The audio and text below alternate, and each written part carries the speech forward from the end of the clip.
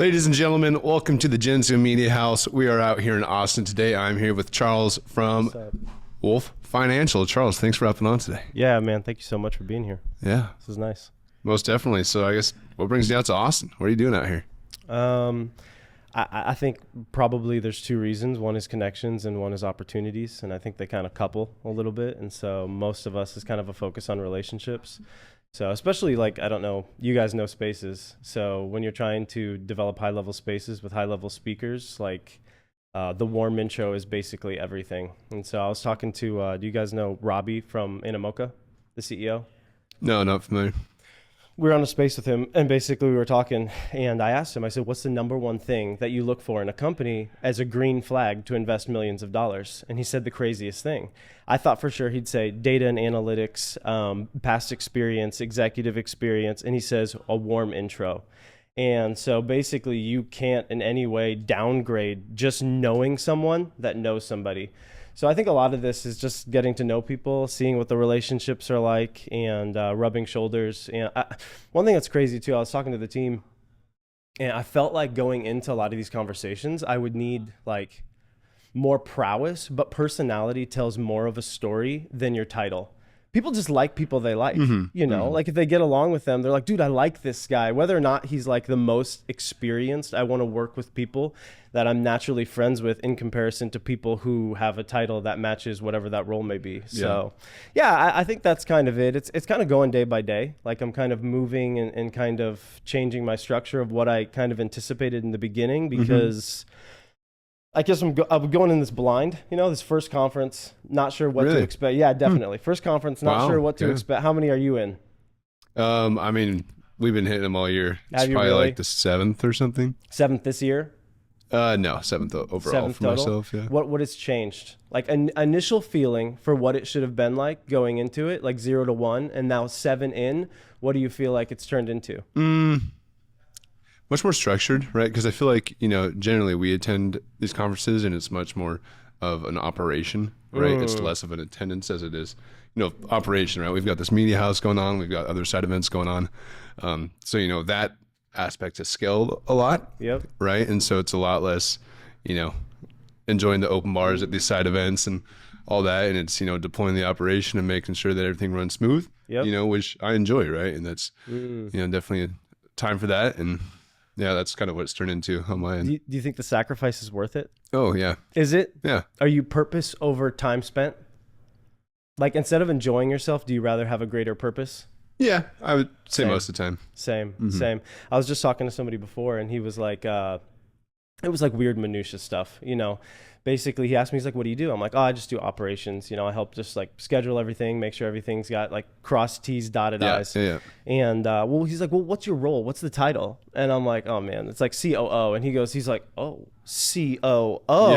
Dude, it was so weird. Right. I'm like sitting there and I like backtracked because like ultimately hubris is nobody likes hubris. Like if you come off as haughty, nobody wants to do business with you. Of course. So I like backed down off of it and I was like, no, it's not like that, dude. Like really operations or whatever your role is in any company, it looks like this. The higher up the role is, the more responsibility that you bear and the willingness to sacrifice everything else that's in your life. And so I noticed like when I've talked to you and Zach and some of the other guys, like people who are really down to grind are willing to sacrifice the fun times for a greater purpose. And I find that this is even we were talking about in the Wolf Financial team, we have no whiners. Does not exist on the team. Like it'll be 2 o'clock in the morning. I'll text somebody, this is what we need done.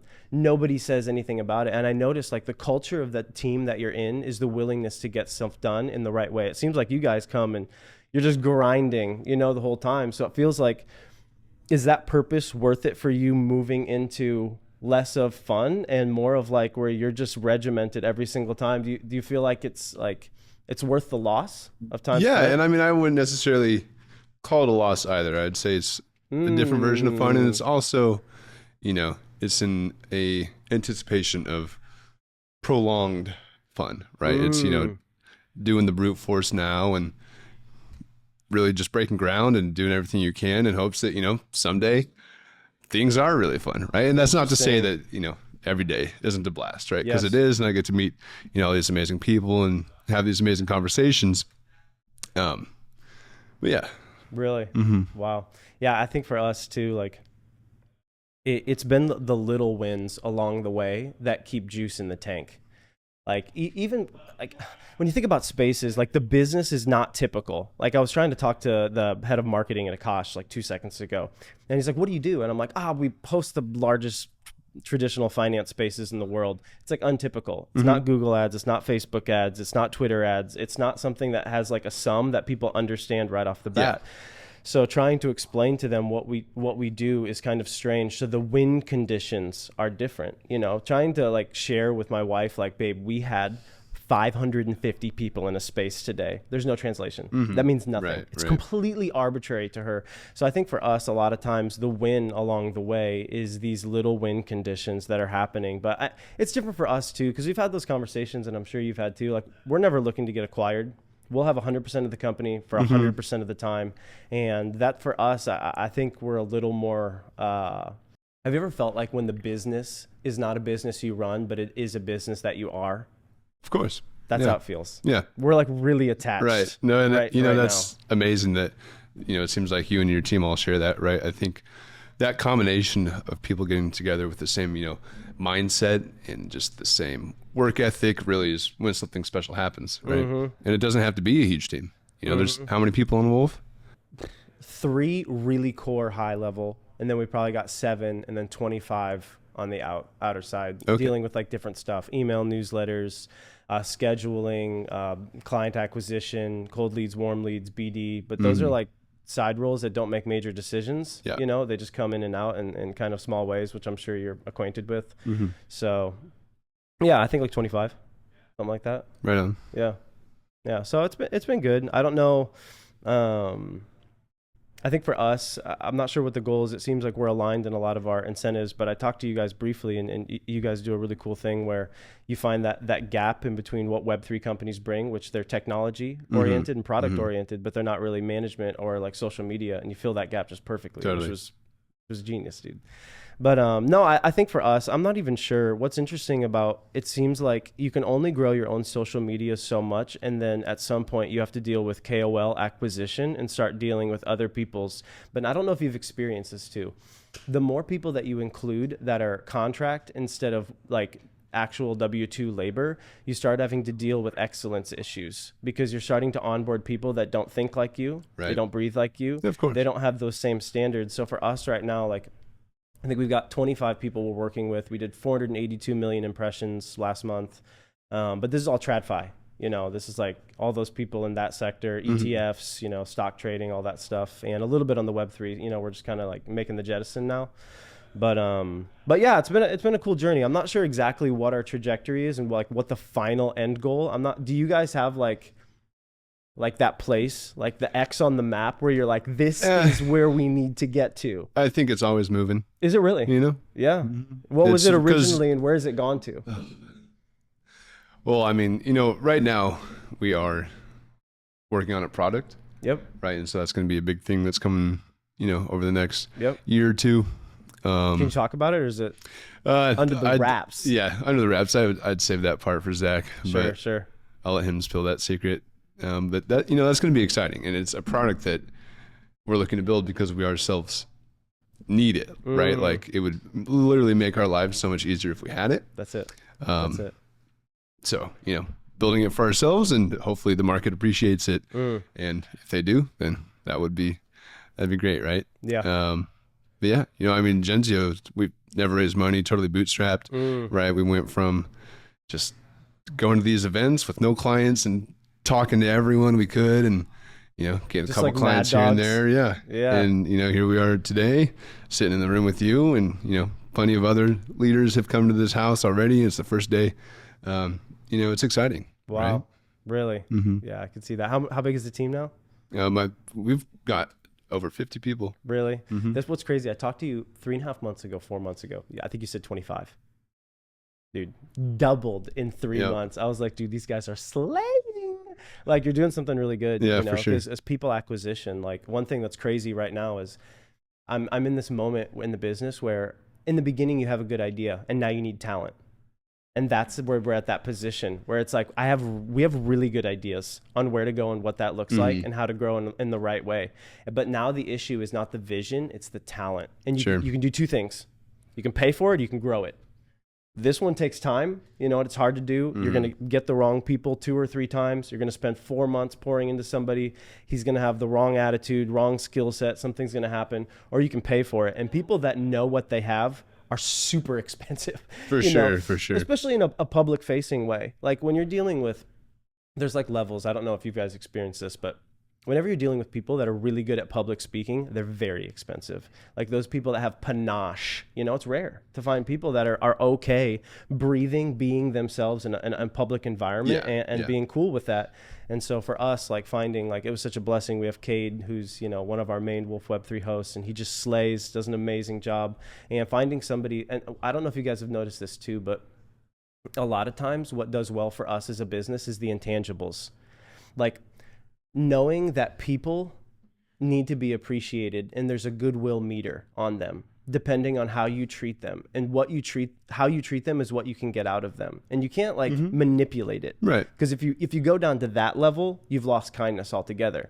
Now you're just a cold, calculated freak that is like, I'm gonna call you, how are you doing, man? You're doing good. Oh dude, I love you so much, I have something for you, you got a second? Like those people, they don't go far. You know, like anybody with 2 cents in a head will see right through that. And so for us, it's figuring out how to create a team culture where people feel appreciated because we appreciate them, not because that's the right thing to do. Sure. Like Elon Musk talks about this. He said, I care about the reality of good, not the perception of it. And I think for us as a business, it's expensive to deal with the reality of good and not the perception, because that costs me time. My team members need me. That's okay. 2 a.m., I got you. What do you need? How can I help you? You can't do it this week. I'll cover your role and I'll still pay you just as much for that role. And those are the things that build that team culture. When you call it too, they're there for you because you did that. It's a reciprocal. Right. So. Yeah, no, I hear you. You know, something I've heard recently that's really stuck with me was you should never hire anyone that you wouldn't want to hug. Right? You Interesting. know, you get out of an interview, ask yourself, do I want to hug that person? Like, do I see them as a friend like that? Are they like welcoming? Would I be comfortable doing that? Interesting. Right? Like it almost seems like the title and the skill set takes a back seat to the relationship and the first intuitions that you get with that person. Yeah. I mean, I would argue so, right? I'm not going to want to bring somebody on board that I think is going to, you know, be disruptive to, you know, the workplace that we're building, or absolutely have any of those negative traits that can be contagious. Absolutely. Right? I mean, you guys doubling in 3 months from 25 to 50, and maybe the numbers are slightly off, so correct me on screen, put it up as a 46 actually, or whatever. But for you, when you're looking at people and user acquisition, when it comes to talent or talent acquisition, like how have you hired rightly and when have you seen it gone wrong? Sure. You know, I mean, we definitely haven't done it right 100% of the time. Sure, of course not. I don't think anyone has. We do have a very high volume of interviews going on, like all the time. We are always searching. And I think because we do that, you know, that offers us a large pool to pick from. Yep. You know, and I often hear the argument of how difficult it is to find proper talent. And I would say it is very resource heavy, right? It takes a lot of time. Absolutely. Indeed. But there's talent out there, right? And you got to find it. You got to put your feelers out, you know, set some like inbound funnels for talent. Yep. You know, and I would say the best returns we've had so far are bringing on people that we, you know, really just liked a lot as a person, and maybe they weren't the most experienced, maybe they didn't know the most about the industry, so on and so forth, and we've, you know, leveled them up over the course of 4 months, and we've been lucky enough for them to actually be that person that we thought they were. Yep. Right. You know, we've brought people on that were experts and it should have been excellent fits just for the role, but interesting. Yeah. When do you think for you, when you made a hire or somebody, when was like the biggest, I don't know if you can say this, but when was the biggest whoopsie, and what did you realize after that moment as far as like bringing somebody on? I don't know if you can say that because it's a little close to the chest. I realized that. My bad. But sure. I didn't, but I just thought maybe it'd be a good key. I mean, you're doubling in size, so you're really doing talent acquisition right now. Like there's a book by Claire Hughes Johnson. Do you know who that is? No. Okay. She basically, amazing book if you ever get a chance to read it. But she started at Google at like 156 people and grew it to 50,000. And then she went to Stripe at like 100 and something people, maybe 50, and grew it to 5,000.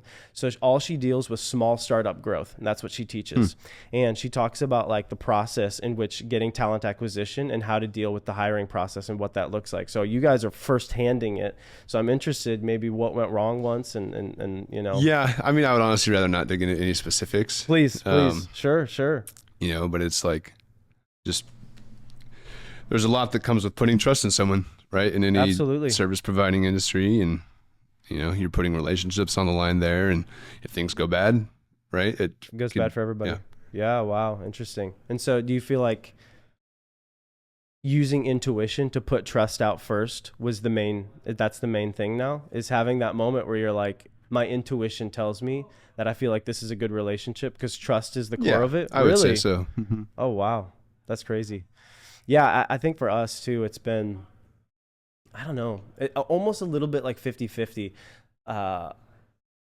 I think sometimes we hold on to people a little too long, which has been kind of an interesting dynamic for us, because I'm like, since I'm an optimist, what I'll end up doing is believing in somebody way longer maybe than I should, right? You know, and I'm not saying this about anybody specifically, but I am saying me as a person, I'll hold on to a relationship instead of letting it go because of my belief that it's going to go right, which makes it good when you're dealing with people with just little mistakes, because I'm never going to write them off. But also at the same time, sometimes I can carry some dead weight for a long time. Yeah, no, I hear you. Yeah, we've definitely made the same mistake. You know, and it can be tough, right? Maybe you've had someone on board for a long time, and you know, things aren't maybe going how they should, or how even that person would want them to. But yeah, you know, business is business, and some people, we gotta go. Yeah. I mean, no, definitely. That's a cold-blooded way to say it, but you know. No, I mean, here's the thing. Like, ultimately, if they don't fit your culture, they're going to fit another one better. Yeah. And so Mr. Beast said this. He goes, when I first interview somebody, I try to scare them into not wanting. Have you seen this interview where he talks about it? Yes. I don't remember exactly what he said. Yeah, he said, I try to scare people into not wanting to be a part. And if all of the crazy stuff that I say and they're still interested, I know they're crazy. And he goes, if I know they're crazy, they're willing to be involved with this organization. And he said, there's a lot of psych eval that goes into it now. But the benefit is that if somebody doesn't fit your culture now, they will fit another culture. It's better to cut them loose, you know, because ultimately the longer you hold on to them, they feel like they're apart when they could be making chummy or culture somewhere else where they do fit. So I do think, not to be in a mean way, but a quick cut is good. You know, I think there's an old adage, and it's hire slow, fire fast. Right. You know, we've rocked the other way. Yeah. Sure. Yeah. No, we've definitely gone both ways at different times. Sure. Yeah, I'd say overall, you know, it's going smooth, right? Absolutely. Of course, you know, I would say doubled in size in the last like 6 months. That's killer. And, you know, with that, of course, lots of growth pains as well. Sure. But just navigating those as they come. Yeah, I guess, is there anything on the horizon for Wolf that you want to talk about? Yeah, sure. I mean, the biggest thing is fostering relationships. So we've been fostering relationships with like Caitlin Long, Dennis Porter, doing like regular spaces, content with them, making sure that, you know, obviously for us, like goal line is Michael Saylor, having like high level relationships in those places. And we're not too far, but you have to be careful about how you leverage relationships. And I want to do it in the right way. And I want them to feel actually appreciated instead of used. And if I look at them like a stepping stone, I'll never be able to appreciate them in the right way. So horizons for us, I think main things are, you know, going and being the number one. Like right now, I think of us as a hub over traditional finance for Twitter Spaces. If you're a retail trader that's on Twitter, you know Wolf Financial. There's no way you don't. 60,000 concurrent listeners each week, 120,000 unique listeners a month. Those are parabolic numbers for anybody. Our morning space, 1,500 to 2,500 people. Nobody's doing that in a single space. So that's on the Wolf Financial side. So we know the playbook, we know the blueprint, and now bringing it over to Wolf Web 3 and doing what Gav did naturally and intrinsically by who he is. Because when somebody does something by how they breathe, you can't just pull blueprint out of them. It takes time. Do you know what osmosis is? No. Osmosis is the scientific quality when two things are so close that they share qualities. And so a lot of times when you stand next to somebody who's really, really great, you'll start to become great just by standing next to them. So for us, it's been, how do we juice Gav? How did he do this? because he doesn't have a plan in place. He doesn't have a blueprint, but who he is naturally breeds people pooling around him and high level talent wanting to be involved with what he does. So no, that's been the process of figuring out how do we blueprint what he does naturally, copy it over Wolf Web 3, then go Wolf Canada over the TSX market, then go Wolf Japan, then go Wolf China. Gotcha. Got 200 hours of spaces. We've got, 500,000 listeners every single week in every single demographic. And we're basically like, for retail traders, the Twitter media giant. So obviously we'll move into other sectors, but as soon as you go adjacent, you're less adept and skilled at what you're doing because now you have to learn a new medium. Yeah. So it's easier to copy the medium that you're already doing in new areas than try to go adjacent. Because we thought about going Instagram, doing all that stuff, but easier just to mimic. Sure. So yeah, I don't know how much time we have. I don't want to go over it all. Yeah. So please. Right on. Yeah, we are getting close. Please. I guess, is there any last words? Anything else you want to share? No, I mean, guys, if you're listening to this, you're a talented speaker. We love talent. We appreciate people. We'd love for you to be involved. And we can tell you we care more about the people in our business than what we get from them, which is a rare quality. And if you're looking to be grown up, learn how to public speak, happy to do it. If you have good connections and you'd like to be involved, we'd love to have you be involved. And if you just love high level content, then check out Wolf Financial, check out Wolf Web 3, and hopefully it's going to be a value add to you every single time you come. So there you go. Yeah. Heard it from the man himself. Well, thank you so much.